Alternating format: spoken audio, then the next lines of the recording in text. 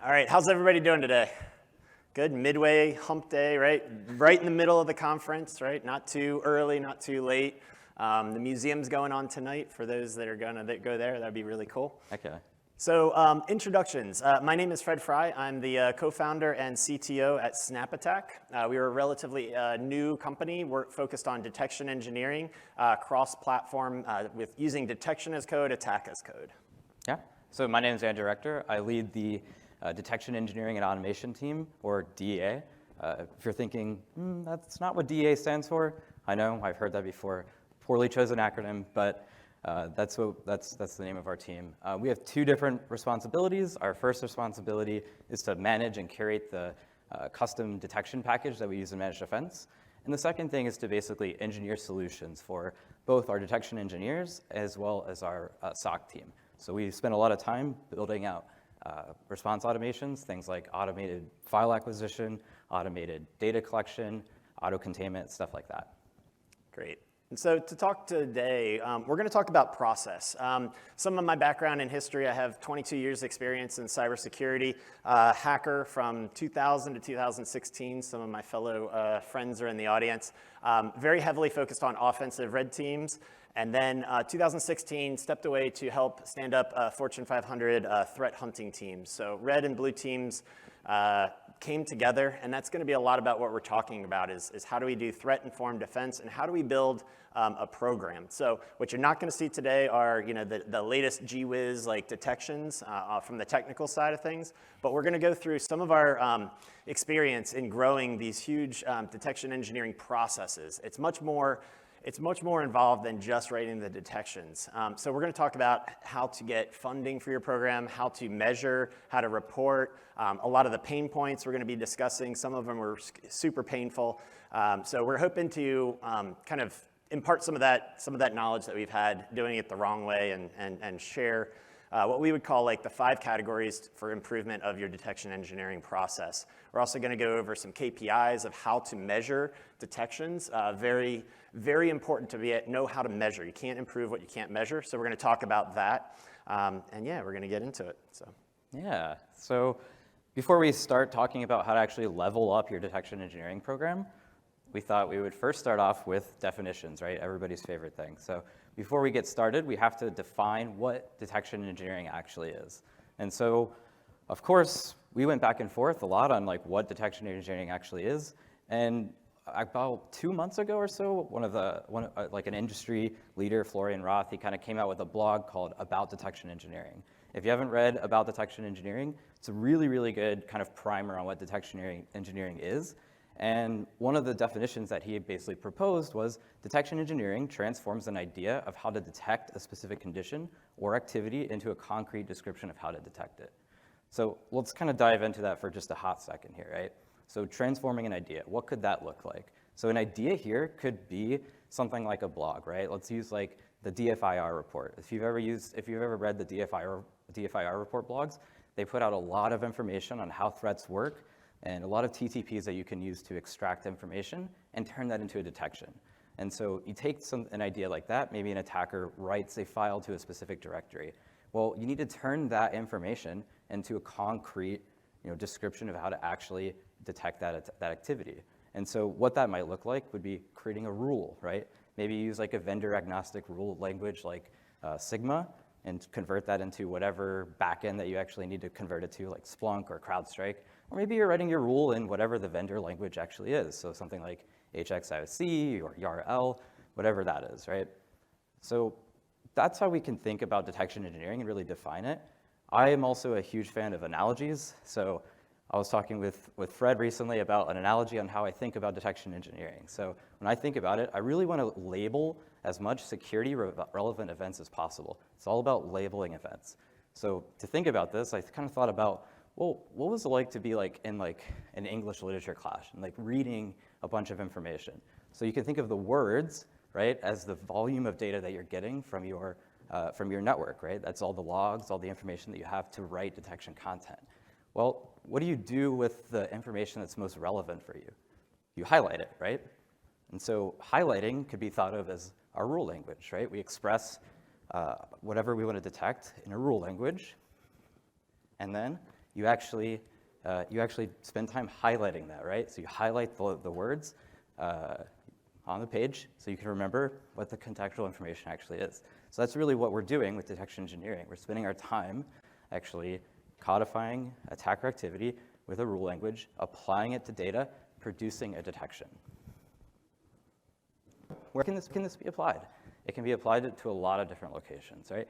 To security monitoring, that's the most classic example for detection engineering, right? You create a detection that produces an alert, and security monitoring will basically consume that and respond to it.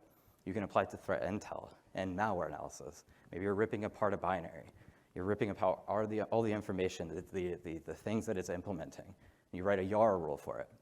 You could apply this to incident response and digital forensics, right, where you're codifying IOCs and turning that into a rule that you can use to continue to search information across your investigation. So I'm going to try to get a little bit of audience feedback here. So we're going to talk about what detection engineering actually looks like. So PowerShell script block here, right? Is this rule or this query, is this part of detection engineering? Show of hands, yes or no? Yes, this is detection engineering, or no? Yeah, so this will be considered detection engineering in kind of the most classic way, really. This is an actual rule. This is a query. Okay? How about this? A YAR rule. Show of hands? Yeah? Yeah, again, this is detection engineering, right? You're crafting logic to create a rule to label events or label some information in a binary. What about this? This could be a contentious one. How do we feel about IOCs? Is this detection engineering? Nobody wants to raise their hand?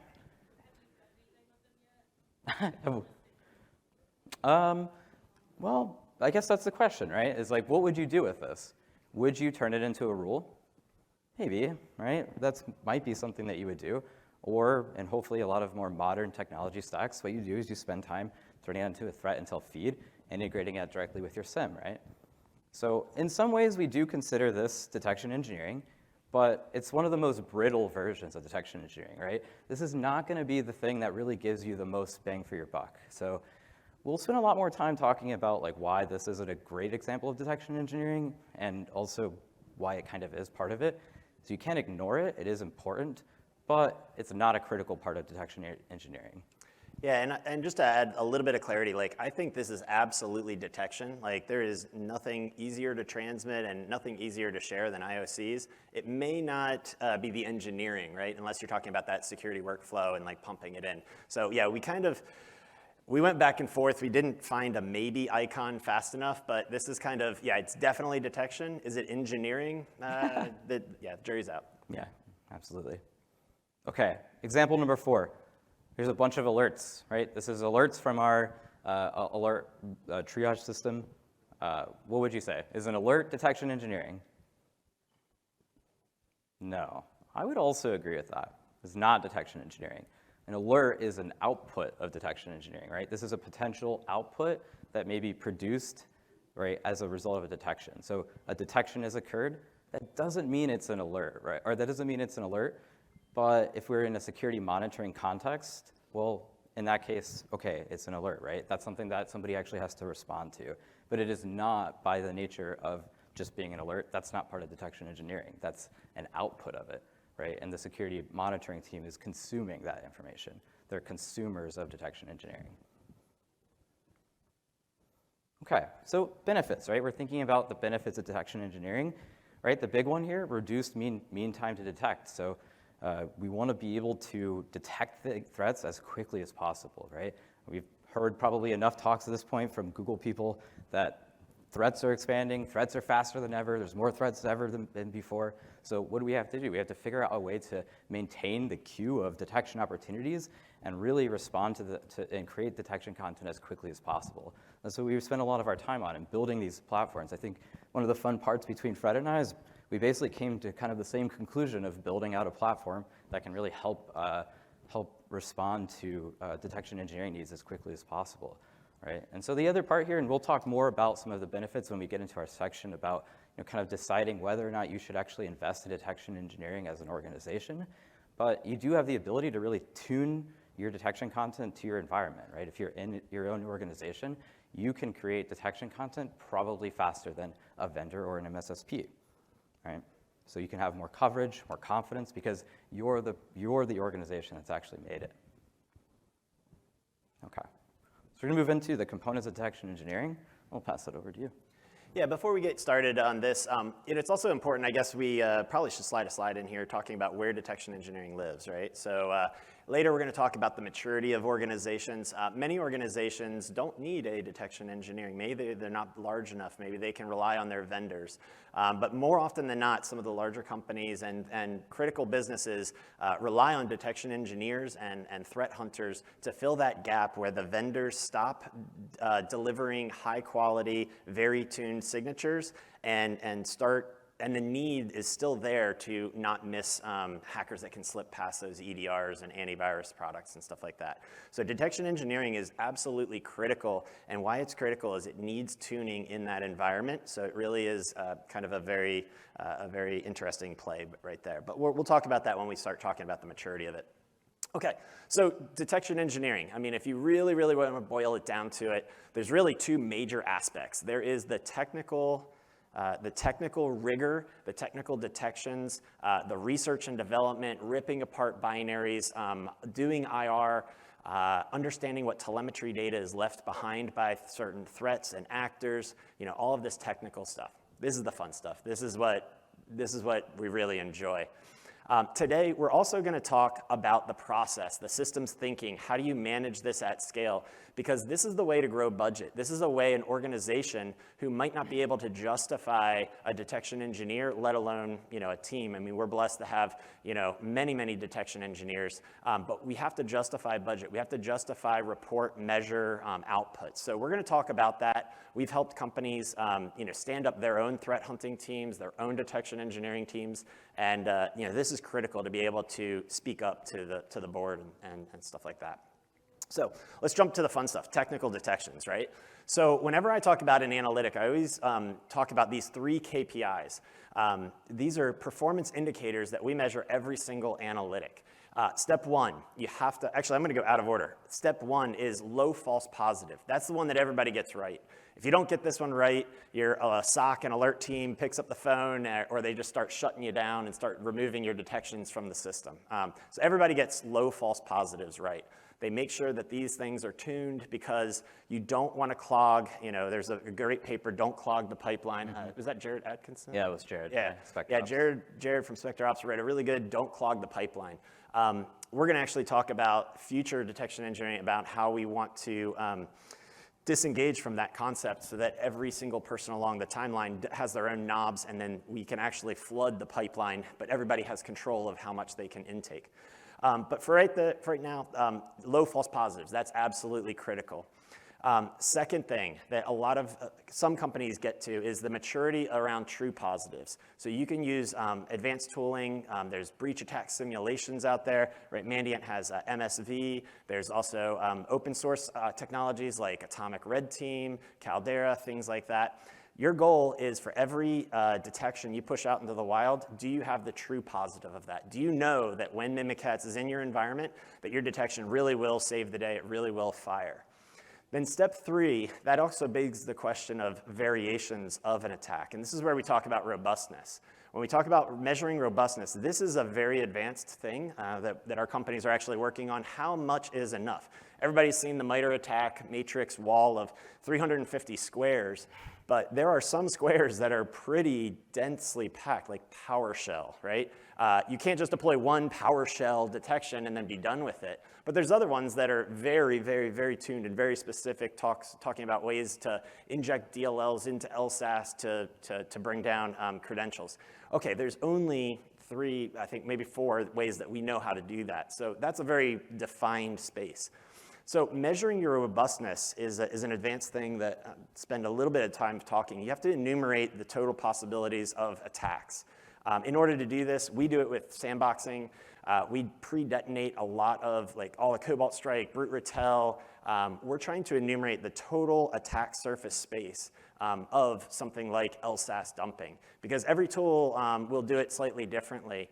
And when you write a detection and you've only ever seen one true positive case, you can overfit that rule to that attack and miss 20 other variations of that attack.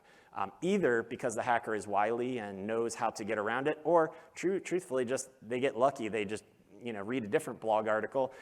When they were coding that same thing, they just thought of it differently. Or like access masks is a great thing, right? It's a hex code that you pass into a system call, but there's like 65,000 variations of it, and most detections only take the top 3 or 10 variations of that, but there's 65,000. So you need advanced tooling, advanced things, but robustness really comes down to how well are you protected, and can you measure that? Really important. And then the last thing that I always throw in there is documentation.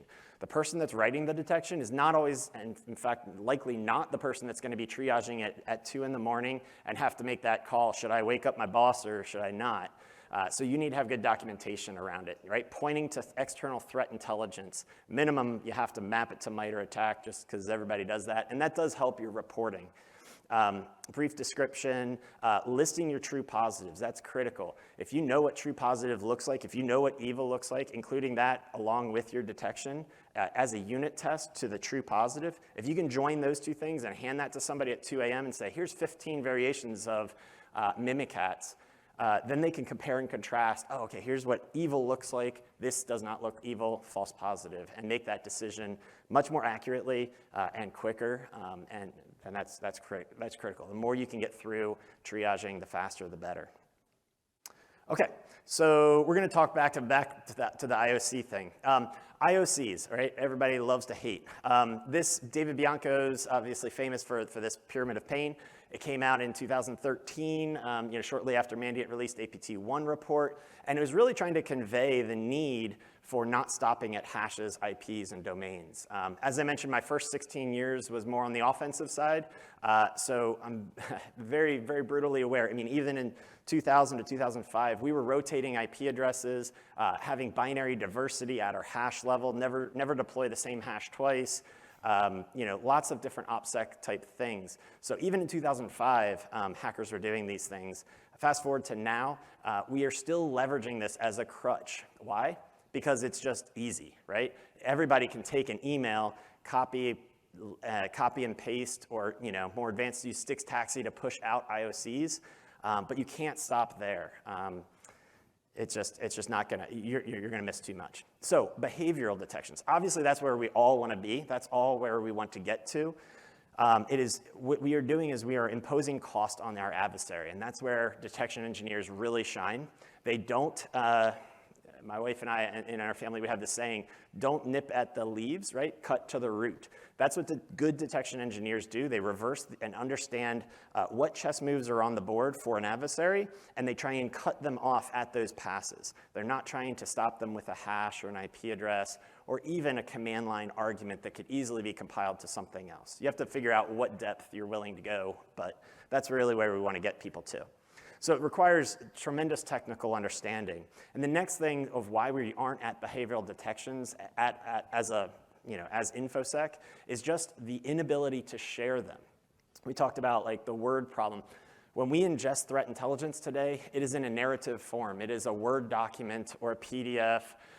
Sometimes there's screenshots. Sometimes there's pseudocode. Hey, check out any DLLs, any binary that's loading these 3 DLLs and has a network connection out to the internet, right? These are all words, and who remembers like 2nd grade math problem? I have a 3rd grader, so we're always doing like the train leaves at 3 p.m. and he's traveling west at 600 miles per hour, and what time will he arrive? Nobody likes word problems. So when we're talking about behavioral detections, there's things like Sigma that are coming into play that do detection as code, and that allows us to not share transmitted words, but instead machine-readable detections that can be more easily applied into an environment. The open source community has been rallying around this. It still needs a lot of love to get it to operationalize it, but it is a tremendous step forward in sharing behavioral, TTPs, tools, and network artifacts where we used to have like Stix Taxi to share IPs, hashes, domains. So things like shared sandbox emulation, attack emulation, detection as code, these are concepts that are kind of bringing our industry to the maturity where we can share across vendors. And now, when Andrew is deep diving on a binary from an IR, he can transmit that to a, I'm not going to name vendor names, but any of the other vendor names that are out there on the floor in code, which is super powerful. All right, so that's some of the technical stuff. Technical stuff is the stuff that gets you excited, it wakes you up in the morning. That's the stuff you love digging into. But when you really talk about how do I build a detection engineering platform program, there's a lot more to it, right?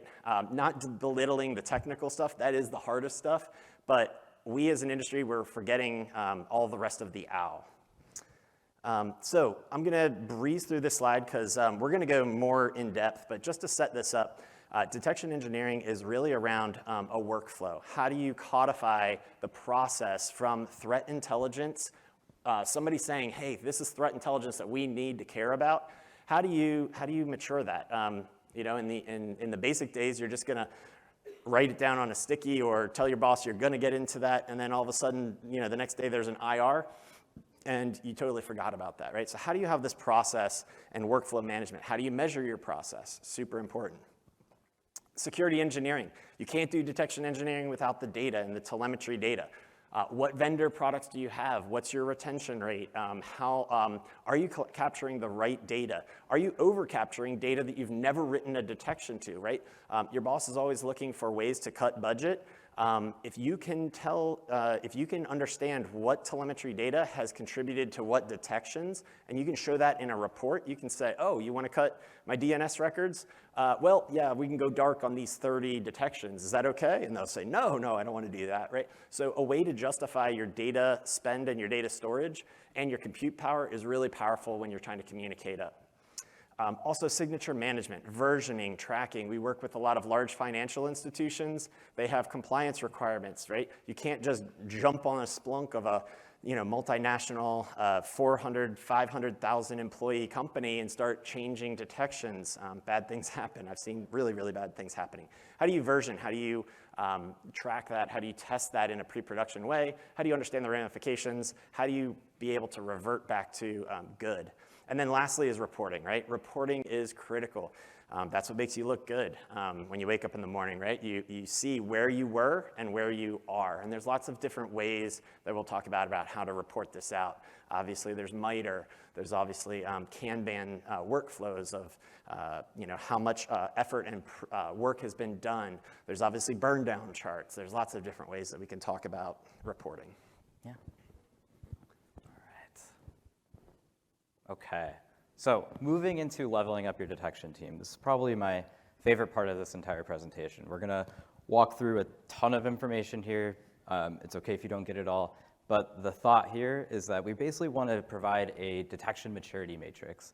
And the thought here is that you should be able to look at this matrix and kind of see where you are in each category that we're gonna present. So Fred introduced a number of the categories that we're gonna talk through, but to get started, the first one we're gonna walk through is personnel.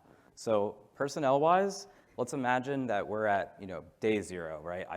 All I have is really a single analyst who's really interested in detection engineering, right? They do an investigation and they identify some events that require new detection content, right? What are their choices? Well, they could do nothing with that. They could request request detection from the vendor that they're using, or they could start actually building detection content, right? Maybe the vendor that they're using enables you to write custom rules. Almost every EDR has that capability. And so as an analyst, you're like, hey, this is something malicious that we just identified. I should be able to write a rule and get that deployed for my environment. That way we don't miss that thing ever again, right? So that's step one, right? You're an analyst. There's no official process. It's just an analyst who's very interested in detection engineering and says, I can make sure that we detect that going forward. What's the next thing? Well, that analyst sort of starts maybe some kind of grassroots movement a little bit. I'm talking a little bit also internally, as we have a lot of this too in the managed defense world, but maybe you have a working group, right? So a working group of analysts who are all of a sudden, we see a number of different intrusions, and now as a process, we start writing rules, right? This is starting to become a little bit more of a solid process. You're starting to scale a little bit to the types of, you're starting to be able to scale to the detection opportunities that you have.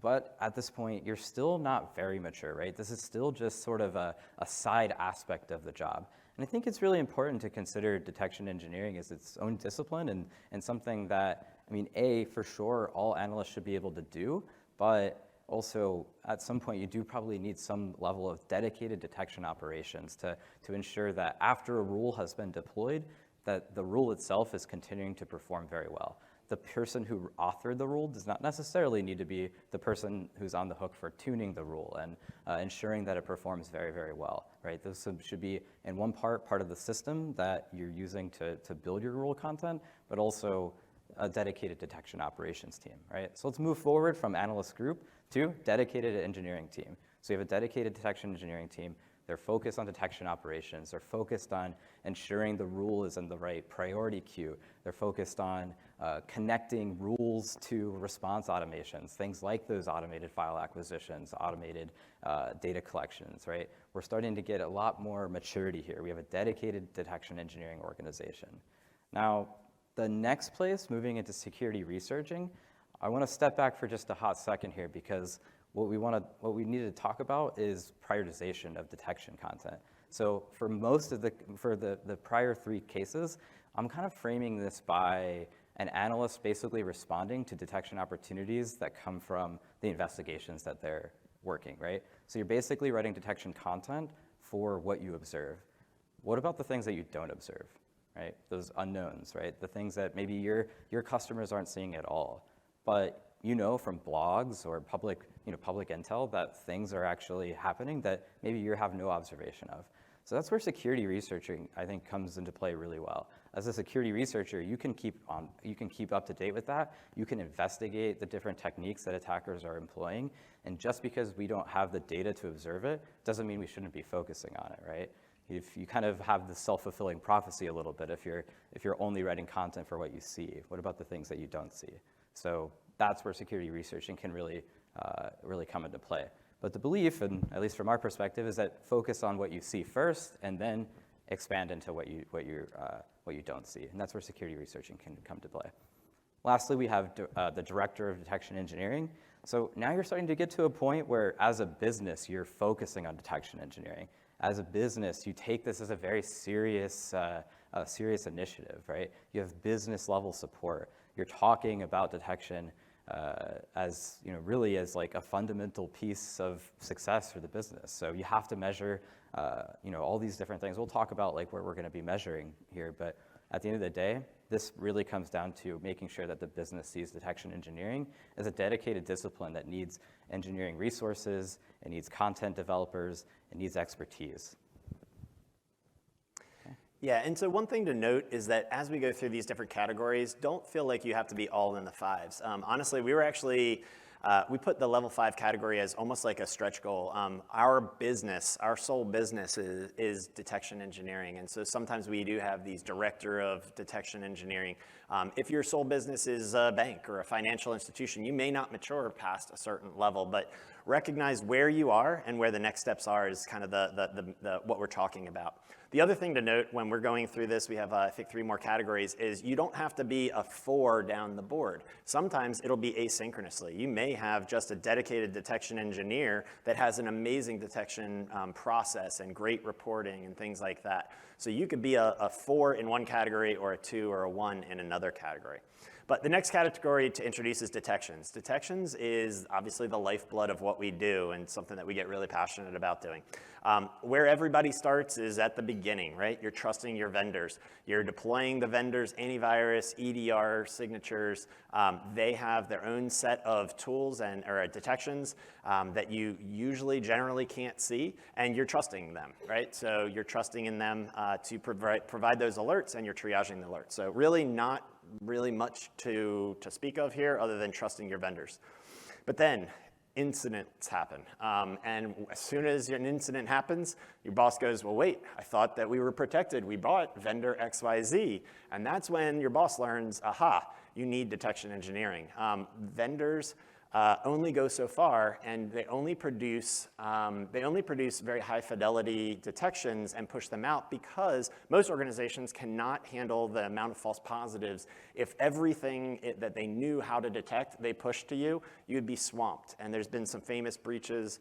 Target was one of them where there was an alert in the queue that said that a breach happened, but there was too many false positives that were hiding that needle from the haystack. So vendors have honestly started tuning down detections to very high confidence detections. And if they can't detect at a very high confidence, it'll either be a silent signature or they won't pass it. So that is the gap and the opportunity for detection engineering. So then you start writing custom rules. In fact, one of the things Adam, I love, he says it every time, he goes, never miss the same threat twice. Now, if you're a bank, one might be too much. But when you get to see, the breadth of what he sees, he might see a threat in one company and then protect, the 900 other companies, but he's never going to be caught off guard. Never miss the same threat twice. I really I want to put that on a plaque. But this is where you're writing these custom rules. As soon as you start writing custom rules, sometimes you learn why the vendors don't write those rules and give them to you, because they require tuning. So you instantly start going into a world where you have to tune detections. This is a living off the land technique. My administrators are doing it every Tuesday when they push out patches. That's why I don't do this. Okay, let's exclude these boxes. Let's tune this down. Let's add not process, parent process name equals this. Certain things like that you need to be able to tune. As soon as you start getting good at tuning, I think these got reversed. As soon as you start getting good at tuning, then you say, great, I started writing custom rules, but there's lots of Sigma analytics. There's over 2,000 analytics out there. Which ones should I start employing? So you start looking to external consumable threat intelligence, as well as detection as code, and you start trying to pull that in. Now that you have that tuning, it's all about getting them in. Detections it's also really challenging when you have a vendor that's detecting on certain things that you can't see. A lot of times you might deploy an analytic that you read from a blog post that your vendor's already covering. And so we were talking a lot about how do you see into the vendor's detection capability when they don't make that obvious to you. And one of the easiest ways is breach tech simulation. It's to emulate those threats in your environment. Now, not red teams. We're not talking red teams here. Red teams are very good at mimicking an adversary. They might pick 8 squares on the MITRE attack and run through those threads. We're talking about you need hundreds, if not thousands, of variations of attack. Start testing your tools. That will tell you where gaps are for your opportunities for detection engineering. And then the last step for detections is obviously creating your own novel and interesting detections. We've had many cases where we've been spearphished by something novel. We can't find it in VirusTotal. We've talked to our security peers. Nobody's finding it. Okay, we're throwing it into IDA. We're reverse engineering it. We're understanding what kind of fingerprints and then writing detections for that as probably the highest level of detection engineering. So the next category we're going to talk about is technology. So the first thought here is again, day 0, decentralized data and technology. Your data sources are all over your network, all over the company, and perhaps you have no centralization, right? The point is you have to log into n number of platforms to review n number of alerts, and this is really, really hard to manage across a network and really do anything at scale. So this makes it hard to do any kind of detection engineering process until you've centralized your data to a centralized location, right? You push everything to a data lake or a SIM. So at that point, well, now you have you have a collection of data in a centralized location, hopefully normalized, so that way, IP address, that field is the same kind of across all data sources that you have to deal with.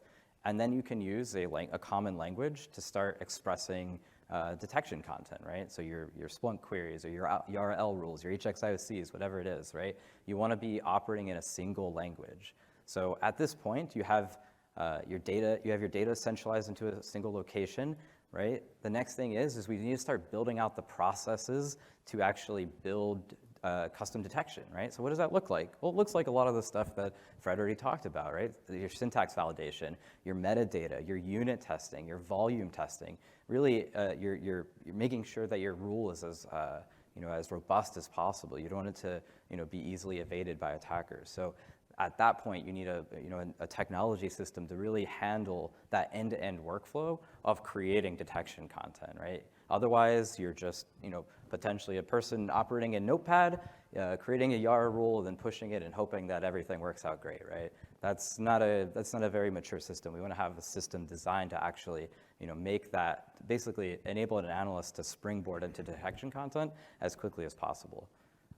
Moving into the next one, again, kind of following that same security researching idea, reversing malware and novel detections. Having a detection lab where you can sort of detonate malware, you can run different commands, different procedures that are implementing a MITRE technique.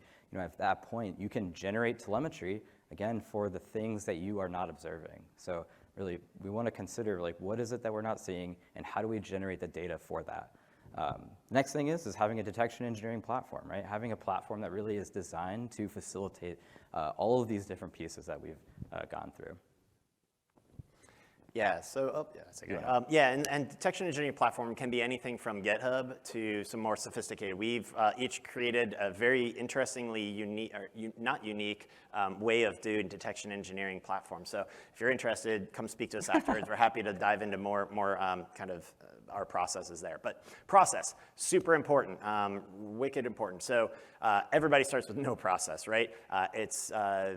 Boss says this is important, threat intel team says this is important. You just have it in your brain, or maybe you jot it down in your daily OneNote, but you're actioning based off of kind of memory. Then you start writing things down. We operated from an Excel document. We did large consulting threat hunting across many different organizations. So we would have an Excel document full of our detection engineering queries. We would have to port them manually. Oh, today we're on a Tanium. Tomorrow we're at CrowdStrike. Tomorrow we're at FireEye HX customer. How do we keep track of these detections? How do we hunt appropriately across vendors? So Excel did not scale for us at all. We started then ticketing, Kanban boards, Kanban boards or sprints. This is how we operate today. We have really good processes. We sometimes pick themes. So we'll say, all right, this 2-week sprint is going to be T1003.001, and we'll go deep on that. Or maybe we'll pick like 3 or 4, and we'll go deep on that. Another team I've seen do threat actor based. Another team might be tool based. So I think like 2 weeks ago, we went really hard at Brute Ratel when that was in the news, right? So Brute Ratel or CrowdStrike, Cobalt Strike. So really, really important. Ticketing Kanban. Then once you have it in a ticketing process, the next most important thing is to do peer reviewing. This is so critical for teams. It brings your teams together. You're not just working on your detection, you're actually getting to see your peers' detection. You can learn from that. It's almost paired programming in the coding world. We do paired programming. Peer review is exactly the same. They might think of brittleness in your detection that you might not have caught. They might, it's always this like challenge to show somebody else your code. So it's always going to be higher quality when you have this peer review process. But you need to have ticketing and Kanban in place to be able to unlock this level. And then the last and really super important is detection as code. We talked about Sigma. There are even more operational ways to do Sigma and deploy that. But this is so critical. We have helped many, many customers transform from one platform that might be aging to a brand new cloud-based platform. And when they have 500 rules, 800 rules that they're manually having to convert, that's a really painful process. It could take 6 months for our last engagement. Having detection as code, you can compile the same exact analytic to Splunk, to Microsoft Defender for Endpoint, to FireEye HX or Trellix HX. You can do this translation with a click of a button for 85%. We found 85 to 90% of the detections that we were doing were actually translatable. So super powerful technology that I'd highly encourage. Yeah, so the last one here is reporting, right? Start off with no reporting, then we can talk about MITRE and really how we're mapping our rules to the MITRE attack framework.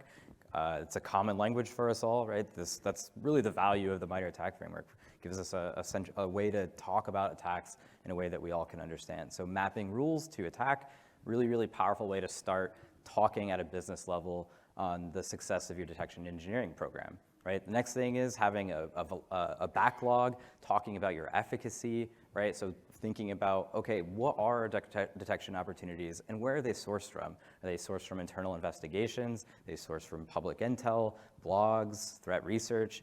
Tons of different categories for where you can get your backlog from, but it represents the threats that you are missing, right? Your backlog is exactly the threats that you have no detection content for. So it's a very powerful statistic. Here are the things that we don't have detection for.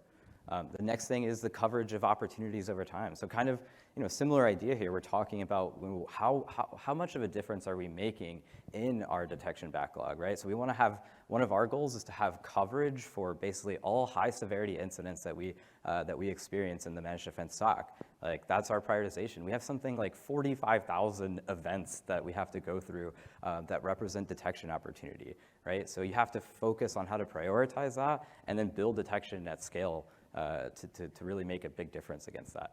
Next thing is, are we winning, right? So what does winning look like? So I wanted to move into this kind of quickly here. I know we're almost up on time, but the first one, like Fred kept saying there, never miss the same event twice. This is one of the things that we try to live by, especially with our internal prioritization queue of really looking at detection opportunities that represent labeled events by our analysts. This to us was the most important thing that we can prioritize detection on. So never miss the same event twice that's fine if we see it once. After that though, especially for the high severity events, we want to never miss that event again. So we measure that.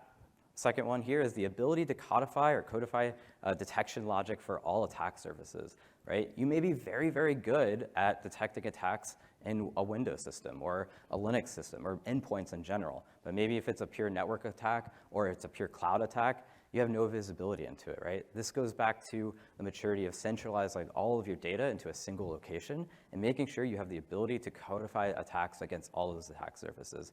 So this is another thing that we want to measure. What can we actually detect? If an attacker is operating in the cloud only, would we know about it? And if not, that's a problem, and we need to make sure we're making a dent against that. Next thing is identifying detection gaps, especially as a MSSP or as a MDR provider here. Like one of the things that we can look at is what does a vendor detect versus what we can add on top of that, right? So we should be able to detect whatever a vendor can detect, and then based on the visibility that we're seeing, add our own custom detection content on top of that. That's sort of the value of having an MDR service is we have the visibility and the telemetry from N number of vendors and N number of customers, right? So we should be able to identify where a vendor is not performing as well, where we can kind of fill the detection gap there. And the last one here is minimizing attacker impact. So what does this mean? We want to make sure that we're getting no ransomwares. If there's a ransomware deployment, especially for an MDR service, not great, right? That's sort of the one thing that you're kind of paying us for. So if we fail to protect you against ransomware, that's probably a big deal.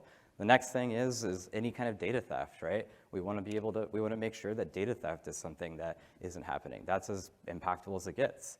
So those are kind of the four things that we started looking at on the managed defense side on how we actually measure whether or not we're winning at detection. Okay. Run through these, yeah. Okay, so the not fun slide. That's all great. It's all rosy. It's all great, except budget, right? There are constraints to every company and every business that you need to consider. Budget is obviously at the top of the priority. Your technical SIM capabilities.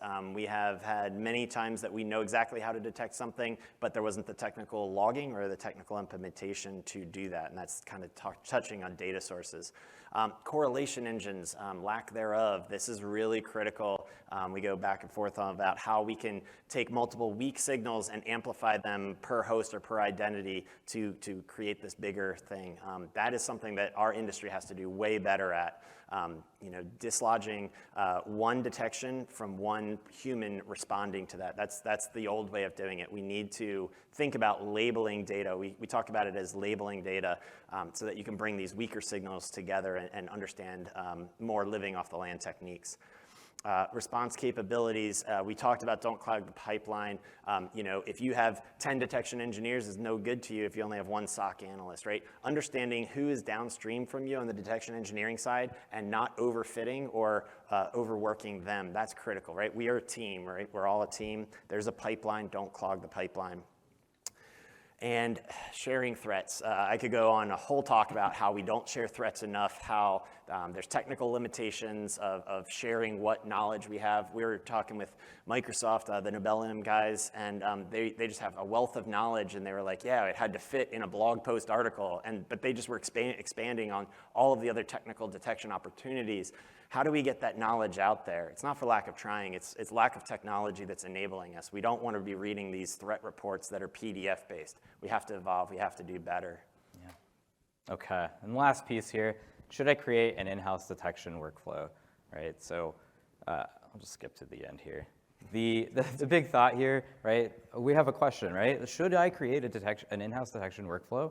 And this was, basically pulled in Twitter and kind of trying to get an understanding of like what people think about this. What does the industry think? Now, there's obviously a great understanding that MSSPs and vendors are generally responsible for providing detection content for us. Like, the thought is like, should that be the only way this exists? And basically, we found that the answer is no, really. It's really a both. It's a hybrid. You should both rely on your vendor and MSSP to create detection content, but on the flip side, you will be able to create bespoke content for your environment with all the context of, again, your environment, your knowledge of your network, on top of the fact that you can be faster probably than an MSSP or a vendor. They have competing priorities. Like Fred mentioned earlier, one of the issues that we have is we have to create detection content at scale that doesn't produce a high amount of volume. That can be a really challenging problem, which means that we may produce a rule that only that has very low false positive, high true positive, but it's not capturing all the potential use cases that your environment may see. But that's something that you as a corporation can invest in and build detection content specific and bespoke to your environment. So the answer, blend of both. It's a good idea to, of course, rely on the vendor and MSSP, but it doesn't replace an in-house detection engineering team. All right. We have time for questions? No time for questions. Maybe one question. We're too wordy, yeah. Who has the best question? We can. Make it we'll be count. We can also up hang here. out over here. We love nerding out. So yeah, if you wanna Yeah. if you wanna chat detection engineering or thoughts or something. Yeah. Too much pressure for one Cool. question. Cool. Well, both speakers will be up at the stage if anyone wants to approach them for more questions, but let's go ahead and give them a round of applause. Thank you.